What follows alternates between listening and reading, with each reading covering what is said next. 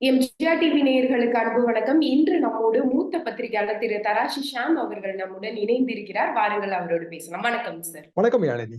Sir, பரபரப்பாக 2024 நாடாளுமன்ற தேர்தல் முடிவுகள் வெளியாயிட்டு இருக்கு.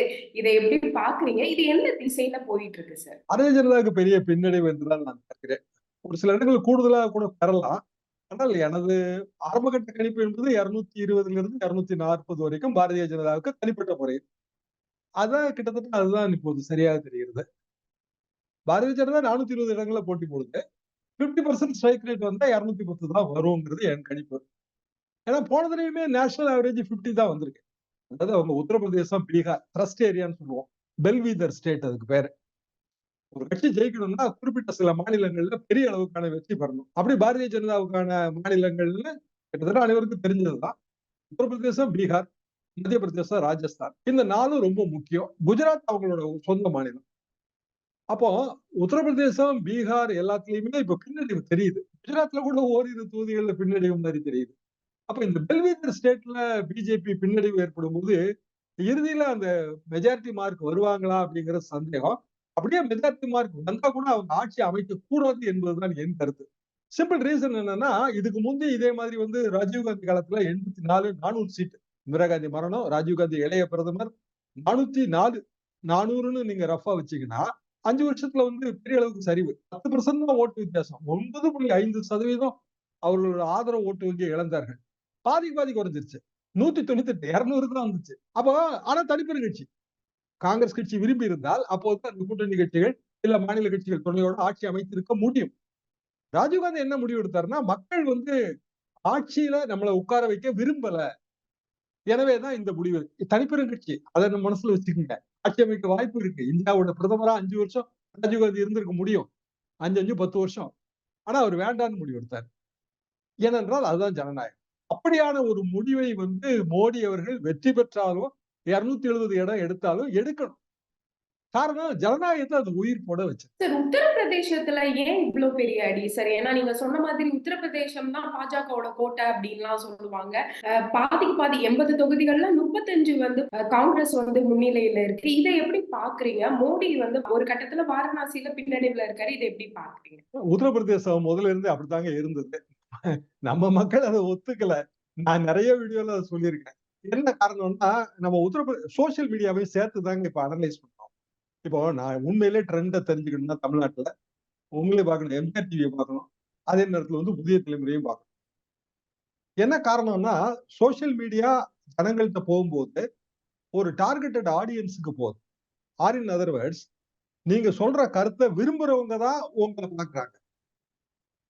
ஆனா ரெகுலர் டிவி அது டிராயிங் ரூம் மீடியா. விரும்பினாலும் விரும்பாட்டாலும் நம்ம வீட்டுல ஹால்ல டிவி வச்சிருப்போம். ஆனா எம்ஜிஆர் டிவியோ ஃபார் தட் மேட்டர் வேற எந்த யூடியூப் சேனலையோ பார்க்கணும்னா நீங்க மொபைல்ல போய் கரெக்டா அந்த சேனல் எடுத்து பார்த்தா தான் உண்டு. சோ ஆடியன்ஸ் உங்களை எப்படி அப்ரோச் பண்றாங்கன்னா, செலக்ட் பண்ணி அப்ரோச் பண்றாங்க. டிவி போட்டா வர்றது அது டிராயிங் ரூம் மீடியா. அப்போ உங்களை செலக்ட் பண்றவங்க யாரு? உங்க கருத்தை ஏத்துக்கிறவங்க. அப்போ மெயின் மீடியாவை மட்டும் அனலைஸ் பண்ணாம நீங்க யூடியூப் சேனல் அனலைஸ் பண்ணி பாத்தீங்கன்னா, இந்திய யூடியூப் சேனல்ல எல்லாம் மோடிக்கு எதிராக, பிஜேபிக்கு எதிராக 1 கோடி வியூ 1 crore. பெரிய லாங்குவேஜ்ங்க ஹிந்தி. பல மாநிலங்கள்ல பேசுற மொழி. அதிகமா தான் வரும். அதுல நான் மாற்று கருத்து சொல்லல. ஆனா குஜராத்தி லாங்குவேஜ்லயே அப்படிதான் இருக்கு. நீங்க தமிழ்நாடு விட்டுருவோங்க. நம்ம சித்தாந்த ரீதியாக நம்ம வலதுசாரியை எதிர்க்கிறோம். நான் தமிழ்நாடே விட்டுட்டேன் ஆக்சுவலா. தெலுங்கு யூடியூப் சேனல் எடுத்தீங்கன்னா, தெலுங்கு யூடியூப் சேனலும் அப்படித்தான் இருக்கு. அதாவது ஆந்திரா, தெலுங்கானா 2க்கும் சேர்த்து பொது மொழி. இந்தியாவுல 2வது பெரிய மொழி அது. இந்தி முழுக்க முழுக்க இந்தி யூடியூப் சேனல்கள் பிஜேபிக்கு அகைன்ஸ்டா இருக்கு. அப்போ ஜெனரல் ட்ரெண்ட் உத்தரப்பிரதேசம், பீகார் இங்க ஜெனரல் ட்ரெண்ட் ஆரம்பத்துல இருந்தே பிஜேபிக்கு எதிராக தான் இருந்தது. அதத்தான் இது பிரதிபலிக்குது. அதனாலதான் நான் பெல்வீதர் ஸ்டேட்னு சொன்னேன். யூபிலையும் பீகார்லயும் அடி வாங்கினா, இல்ல 50% சீட் இழந்தா, இல்ல 1/3 சீட் இழந்தா, அது இந்தியாவே இழந்ததுக்கு சமம். இதை மோடி புரிஞ்சுக்கிடணும். மோடி மீதான நம்பிக்கை என்பது தகர்ந்திருக்கிறது. இல்லைன்னா அவர் 5 லட்சம் ஓட்டுல வித்தியாசத்துல ஜெயிப்போம்னு சொன்னவங்க. தமிழ்நாட்டுல இருந்தெல்லாம் போய் வானதி எல்லாம் போய் அங்க பிரச்சாரம் பண்ணாங்க. ஒவ்வொரு மாநிலத்திலயும் காசி இல்லைங்களா? காசியில எல்லா மாநில மொழிகளுக்கும் மடங்கள், அமைப்புகள்லாம் இருக்கு. காசிக்கு போனீங்கன்னா நீங்க புரிஞ்சுக்கலாம். தெலுங்கு மொழி பேசுபவர்கள் தங்குறதுக்குன்னு தனி சத்திரங்கள் இருக்கு. பலதரப்பட்ட இந்திய மக்கள், பலதரப்பட்ட மொழி, இதெல்லாமே கலந்து இருக்கிற ஒரு பெரிய அது என்ன சொல்ல, அது வந்து ஒரு கல்ச்சுரல் சிட்டி இந்தியாவே பிரதிபலிக்குது.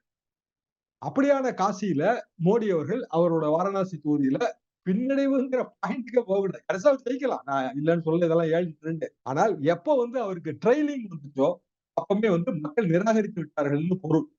ஏன் எதிர்க்கட்சியில ஏன் உட்காரக்கூடாது? மோடி தான் தொடர்ந்து ஆட்சி பண்ணணுமா? எதிர்க்கட்சியில இருந்து இந்தியா கூட்டணிய வந்து போட்டு நிறுத்த வேண்டியது தானே. அவங்க செய்யற தப்பெல்லாத்தையும் சுட்டிக்காட்ட வேண்டியது தானே. ஆளுங்கட்சியாவே தான் இருப்பேன் அப்படின்னு அடம் பிடிக்கிறது அது எந்த வகையில நியாயம்? நீங்க எதிர்க்கட்சியா உட்கார்ந்து பாருங்க. உங்களோட மெரிட்ட காட்டுங்க. இந்தியா கூட்டணி ஆட்சி வந்துச்சுன்னா, அத 2, 3 வருஷத்துல நீங்க வந்து தகர்த்து எறியுங்க. அவங்களுக்கு ஒரு செக் பாயிண்ட்டா இருங்க. எதிர்க்கட்சி தானே வாட்ச் டாக் ஜனநாயகத்துல. ஆளுங்கட்சிய வந்து செக்ல வச்சிருக்க வேண்டியது எதிர்க்கட்சி கடமை தானே. உங்களுக்கு 10 வருஷம் ஆட்சி அனுபவம் இருக்கு. நரேந்திர மோடி வந்து மிகப்பெரிய ஒரு பிம்பம். எதிர்க்கட்சி வரிசையில உட்கார்ந்து யாரு அடுத்த பிரதமரோ அவர வந்து கிடுக்கிப்பிடி கேள்விகளால் அவரை தொடைத்தெறியுங்கள் மோடி. அப்படித்தானே நம்ம சொல்லணும். ஏன் மோடி வந்து எதிர்க்கட்சியில உட்கார்றதுக்கு தயங்குறாரு? இந்த தேர்தல் முடிவுகள் மோடி எதிர்க்கட்சி வரிசையில உட்காரணுங்கிறத மக்கள் விருப்பம்னு தான் நான் நினைக்கிறேன். சார், பெரும்பாலும் கருத்து கணிப்புகள்ல எல்லாம் சொல்லியிருந்தாங்க. பாஜக தான் பெரிய அளவுல வந்து ஸ்வீப் பண்ணும்.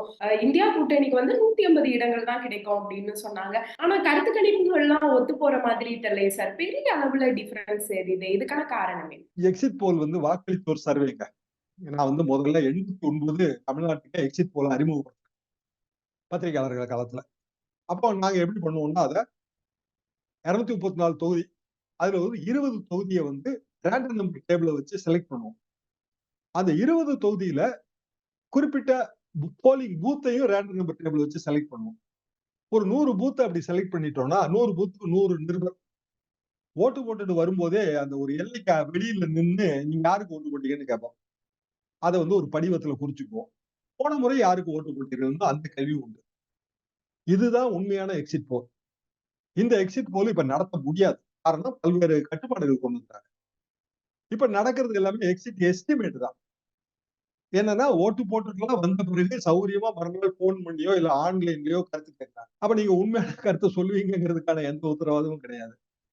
இப்ப ஜெயலலிதா அவர்கள் 96ல வந்து வெற்றி வாய்ப்பை இழப்பாருன்னு நாங்க எங்க எக்ஸிட் போல்ல சொல்லியிருந்தோங்க. 89, 91, 96 3 எக்ஸிட் போல் நான் நடத்தியிருக்கேன். இப்ப நடக்கிறது எக்ஸிட் எஸ்டிமேட். நான் இந்த எக்ஸிட் போல் வந்த உடனே புதிய தலைமுறையில சொன்னேன். இது சரியா வராதுங்க. இது தவறான முறையிலேயே இது டோட்டலாவே போயிட்டே இருக்கு. ரிசல்ட் இப்படி வராது. என்ன காரணம்னா என்னோட அனுபவம். இந்த அனுபவத்தின் விளைவாக நான் சொல்றேன். நம்ம பார்வையே நம்ம அனுபவம் தாங்க. 45 இயர்ஸ் என்னோட அனுபவம். அப்போ என்னோட அனுபவத்தின் வாயிலாக சில பார்வைகளை வைக்கிறேன். கட்சி நமக்கு ஒண்ணும் கிடையாது. எந்த கட்சி மேலயும் நமக்கு விருப்பம் கிடையாது, வெறுப்பும் கிடையாது. இந்திய ஜனநாயகம் உயிர்ப்போட இருக்கணும். இதுதான் நம்மளோட ஆசை. தேர்தல்கள் வரும், போகும். நாடு இருக்கணும். நாட்டு மக்கள் சுபிட்சமா இருக்கணும். நாட்டுல வந்து ஸ்திரத்தன்மை இல்லாம போகக்கூடாது. இப்படிதான் நம்ம விரும்புவோம். யாருமே இருந்தா. அப்போ இயல்பாக எக்ஸிட் போல் என்பது ஒரு வகையில அது வந்து ஒரு ஒப்பீனியன் பில்டிங்ன்னு கூட சொல்ல முடியாது. ஏன்னா அதுக்கு பிறகு ஓட்டு பதிவு கிடையாது. மைண்ட் கேமா மாத்திட்டாங்க. என்னன்னா எக்ஸிட் போல் பயங்கரமா பிஜேபி ஜெயிக்குதுங்க. அப்படின்ன உடனே நேத்து என்னாச்சு? ஸ்டாக் மார்க்கெட் கன்னாபின்னான்னு ஆயிருச்சு. அதானி வந்து ஹிண்டன்பர்க் அறிக்கைக்கு பிறகு அந்த குழுமம் விழுந்து கிடந்தது. நேத்து ஒரே நாள்ல லாஸ் எல்லாத்தையும் ஈடுகட்டிட்டாங்க. இன்னைக்கு வந்து கம்ப்ளீட்டா விழுது. அப்ப யாரோட பணம் இதுல போகுது? சாமானிய இன்வெஸ்டர்ஸ். அவங்க நேத்து வந்து அவங்க வித்திருப்பாங்க, இல்ல வாங்கியிருப்பாங்க. 2 வகையிலயும் நஷ்டம். பெரிய ஆளுகளுக்கு ஒரு நஷ்டமும் கிடையாது. என்னன்னா இன்னைக்கு இறங்கிரும். நல்லா இறங்கும். நேத்து வித்ததையே இன்னைக்கு வாங்கி விப்பாங்க. இல்ல நாளைக்கு வாங்கி விப்பாங்க. 2 மாசம் கழிச்சு விப்பாங்க. சோ நேற்றைக்கு லாபம். எக்ஸிட் போல் வந்த மறுநாளும் மறுநாளைக்கு மறுநாளும் லாபம். உண்மையான ரிசல்ட் வந்த மறுநாளைக்கு மறுநாளும் லாபம். எத்தனை லட்சம் கோடி? பல லட்சம் கோடி. அப்ப யாரு கையில வந்து இந்திய பொருளாதாரம் சிக்கி இருக்கு? யார் கையிலன்னா மோடி யார் கையில குடுத்தாரோ அவங்க கையில. 10 வருஷமா யார் கையில சிக்கி இருக்கு? எந்த ஏர்போர்ட்ல போய் இறங்குங்க. நீங்க அதானி ஏர்போர்ட்ல தான் இறங்கணும். இது நாட்டுக்கு நல்லதா? அந்த இடத்துல மக்கள் வந்து தெளிவான தீர்ப்பை நோக்கி போகிறார்கள். ஏர்லி ட்ரெண்ட் தான் நம்ம பேசிட்டு இருக்கோம். ப்ளூ ட்ரெண்ட் இல்ல. ஆனா இதுல வந்து நமக்கு தெளிவான போக்கு தெரியுது. அதாவது மக்களோட சிந்தனை தெரியுது. சரி, இப்போது தற்போதைய இருக்கிற சூழ்நிலைய வச்சு பார்க்கும்போது, பாஜகவுக்கு வந்து தனி பெரும்பான்மை கிடைக்காது. கூட்டணிய வச்சு தான் பெரும்பான்மை கிடைக்கும் அப்படின்ற மாதிரி தான் தெரியுது. இந்த ட்ரெண்ட் வந்து கன்டின்யூ ஆகுமா? இல்ல கடைசி நேரத்துல ஈவினிங் டைம்ல வந்து இந்தியா கூட்டணி முன்னேற வாய்ப்பு இருக்கா? தொங்கு நாடாளுமன்றத்துக்கு வாய்ப்பு இருக்கா? தொங்கு நாடாளுமன்றத்தை நோக்கி போகிறது. பிஜேபிக்கு இன்னும் கொஞ்சம் கூட சீட் கூட கிடைக்கலாங்க. நம்ம இவ்வளவு ஏர்லி ட்ரெண்ட்ல அத பேச முடியாது. ஆனால் போக்குன்னு இருக்கு இல்லையா? சிந்தனை. மக்களோட என்ன விருப்பம்? நம்ம ஜனநாயகத்துல மக்களோட விருப்பம் தானே முக்கியம். இன்டென்ஷன் ஆஃப் எலக்டரேட், வாக்காளர்களோட உள்ள கிடக்கை. அது இப்ப நமக்கு தெளிவா தெரியுது. அது பொதுவாக வலதுசாரி ஆதரவாளர்கள் சொன்ன மாதிரி மோடிக்கு பெரிய ஆதரவு, மோடியை அசைக்கவே முடியாது, மோடி இரும்பு மனிதர், அதெல்லாம் தகர்ந்து போச்சு. ஏன்னா என்னைக்கு மோடியே பின்னடைவை சந்திச்சாரோ அன்னைக்கு அது தகர்ந்து போச்சு. அதே மாதிரி பிஜேபிக்கு மாற்று பாசிபிள் அப்படின்னு ப்ரூவ் ஆயிடுச்சு. 1977 உதாரணம் தான் எனக்கு ஞாபகம். இந்திரா காந்தி அம்மா அசைக்கவே முடியாதுங்க, இரும்பு பெண்மணி. அவங்க எமர்ஜென்சிக்கு பிறகு தலைவர்கள் எல்லாம் ஜெயில இருக்காங்க, அவங்க தேர்தல் நடத்துனாங்க. இங்க சவுத் பூரா இந்திரா காந்திக்கு ஆதரவுங்க. தெலுங்கானா கிடையாது, 4 ஸ்டேட் இந்திரா காந்திக்கு ஆதரவு. 4 கட்டத்திலே தேர்தலை முடிச்சுட்டாங்க. நான் இப்ப பஞ்சாப், ஹரியானா, ராஜஸ்தான்ல வேலை பார்க்கிறேன். ட்ரெயினை பிடிச்சி இங்க திருச்சிக்கு தேர்தலை முடிச்சு போச்சு. ஆனா இந்திரா காந்தி தோத்தாங்க. எவ்வளவு சீட்லன்னா 294 எடுத்தது எதிர்கட்சி கூட்டணி. இந்திரா காந்தி 200க்கு மேல. ஓட்டு சதவீத குறைவுன்னு பாத்தீங்கன்னா வெறும் 10% தான். ராஜீவ்காந்தி காலத்துல இந்த உதாரணம் 89 400 சீட்டு, 84 400 சீட்டு, 89 200 சீட்டு, 198 10% தான் ஓட்டு குறைவு.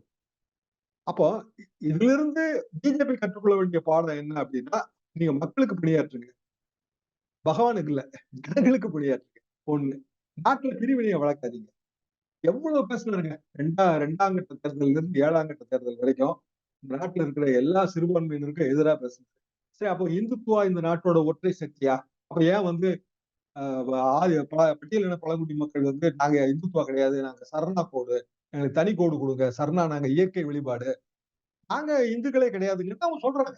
அது நிஜமா இருக்கும். இப்ப பார்சிகள் எப்படி இந்துக்கள் ஆவாங்க, சீக்கியர்கள் எப்படி இந்துக்கள் ஆவாங்க, இஸ்லாமியர்கள் கிறிஸ்தவர்களை விட்டுருவாங்க. அவங்களுக்கு ஒரு மதம் கோடிஃபைட் ரிலிஜியன் இருக்கு. ஆனா நிறைய வழிபாடுகள் இருக்கு. தமிழ்நாட்டிலேயே ராமர் எப்படி அனைவருக்கும் பொது தெய்வம் ஆவாரு, அப்ப இங்க ஐயனாரு சுடல மாடல்லாம் தெய்வம் கிடையாதா? இதெல்லாம் நம்பிக்கை, அவங்கவுங்க உள்ளத்துல இருக்கிற விஷயம். நீங்க ஒட்டுமொத்தமா எல்லாருக்குமா சேர்த்து ஒரு விஷயத்தை ஏன் திணிக்கிறீங்க? பல மொழிகள் பேசி பல இனங்கள் வாழ்வதால் தாங்க இந்தியா கலர்ஃபுல்லா இருக்கு. அப்ப அந்த பாயிண்ட பிஜேபி இது வரைக்கும் அப்ரிஷியேட் பண்ணல.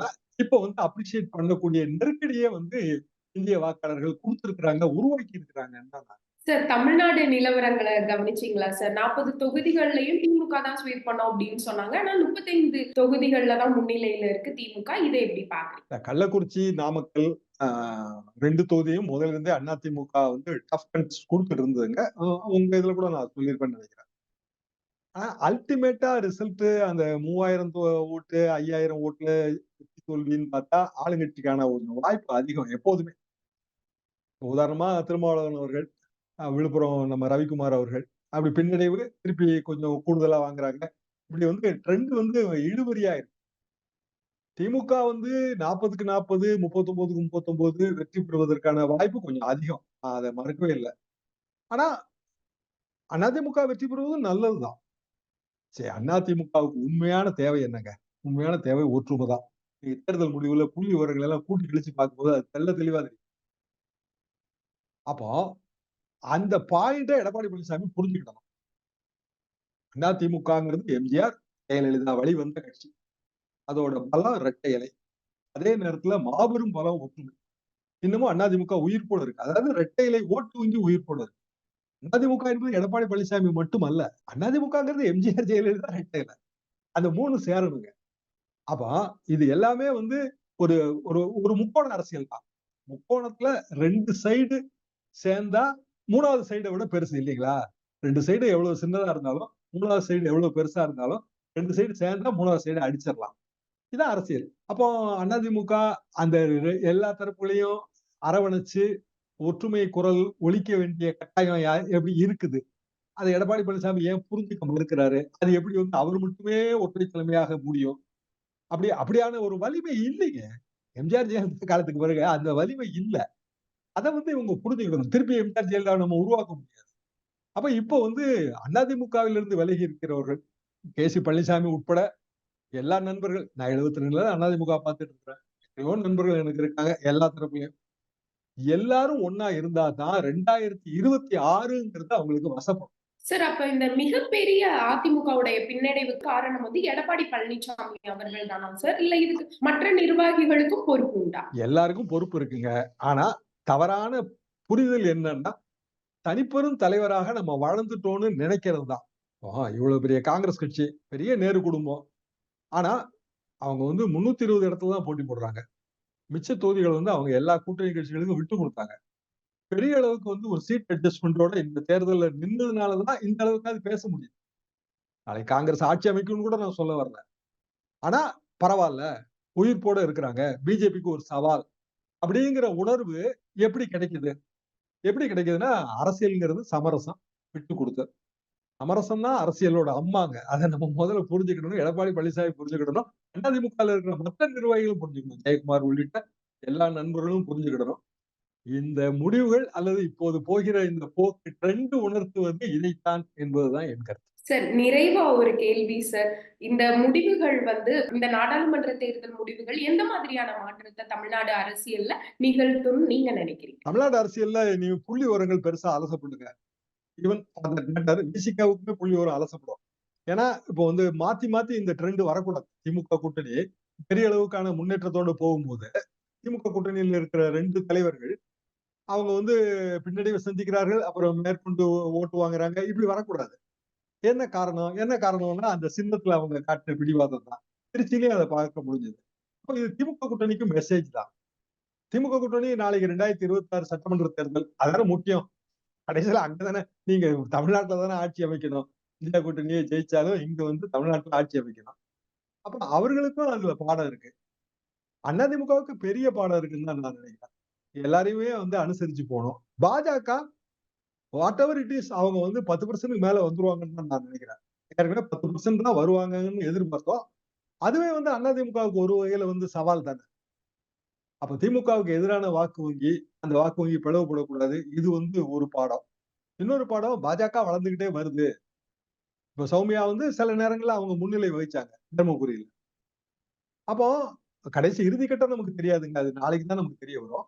But what ever it is பாஜக வளர்ந்து வருகிறது அப்படிங்கிற அந்த உண்மைய மறுக்கக் கூடாது. அதை எடுத்துக்கிடணும். எடுத்துக்கிட்டு அதுக்கு மாற்று என்னங்கிறத அதிமுக தீவிரமாக யோசிக்க வேண்டிய கட்டாயம் வந்துருச்சு. எடப்பாடி பழனிசாமி அவர்கள் தீவிரமாக யோசிக்க வேண்டிய கட்டாயம். நன்றி சார். எங்களுடன் இணைந்து உங்கள் கருத்துக்களை பகிர்ந்ததற்கு நன்றி.